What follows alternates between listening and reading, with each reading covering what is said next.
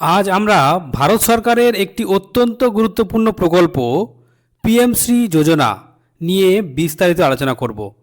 এই প্রকল্পের লক্ষ্য হল ভারতের স্কুল শিক্ষার মানকে এক নতুন উচ্চতায় নিয়ে যাওয়া। আপনি যদি একজন শিক্ষক, অভিভাবক বা সচেতন নাগরিক হন, তবে এই ভিডিওটি আপনার জন্য অত্যন্ত জরুরি।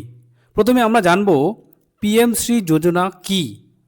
পিএমশ্রী এর পুরো নাম হলো প্রধানমন্ত্রী স্কুল ফর রাইজিং ইন্ডিয়া। এটি একটি কেন্দ্রীয় সরকার অনুমোদিত প্রকল্প, যার মাধ্যমে সারা দেশে প্রায় 14,500টি বেশি স্কুলকে আপগ্রেড বা আধুনিকীকরণ করা হবে। এই স্কুলগুলি হবে জাতীয় শিক্ষানীতি 2020 এর একটি মডেল স্কুল। এই প্রকল্পের উদ্দেশ্য কি? জাতীয় শিক্ষানীতি 2020 বাস্তবায়ন, নতুন শিক্ষানীতির সমস্ত বৈশিষ্ট্য এই স্কুলগুলোতে প্রয়োগ করা, আধুনিক পরিকাঠামো গঠন, সাধারণ স্কুলগুলোকে অত্যাধুনিক সুযোগ সুবিধা সম্পন্ন স্কুলে রূপান্তর করা। এছাড়া মানসম্মত শিক্ষা, শিক্ষার্থীদের কেবল পুঁথিগত বিদ্যা নয়, বরং দক্ষতামূলক এবং ব্যবহারিক শিক্ষায় শিক্ষিত করা। পরিবেশ বান্ধব ক্যাম্পাস, সৌরবিদ্যুৎ, জল সংরক্ষণ এবং বর্জ্য ব্যবস্থাপনার মাধ্যমে গ্রিন স্কুল গড়ে তোলা। কারা আবেদন করতে পারবে এবং যোগ্যতা কী থাকবে? এখানে একটি বিষয় পরিষ্কার করে ভালো, ব্যক্তিগতভাবে কোনো ছাত্র বা ছাত্রী এখানে আবেদন করে না। আবেদন করতে হয় স্কুল কর্তৃপক্ষকে। স্কুলের ধরন কেমন হতে হবে? কেন্দ্রীয় বিদ্যালয় অর্থাৎ কেভিএস, নবোদয় বিদ্যালয় অর্থাৎ এনভিএস, রাজ্য সরকারি স্কুল অথবা স্থানীয় প্রশাসনের অধীনে থাকা স্কুলগুলির আবেদনযোগ্য। প্রাথমিক শর্ত কী থাকতে হবে? স্কুলটির একটি বৈধ ইউডাইস কোড থাকতে হবে। পরিকাঠামো কেমন থাকতে হবে? স্কুলের নিজস্ব পাকা ভবন থাকতে হবে, ছাত্রছাত্রীদের জন্য আলাদা টয়লেট এবং পানীয় জলের সুব্যবস্থা থাকতে হবে। কি কি সুবিধা পাওয়া যাবে?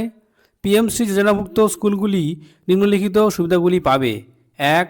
স্মার্ট ক্লাস, প্রতিটি ক্লাসরুমে ডিজিটাল বোর্ড এবং আধুনিক প্রযুক্তির ব্যবহার।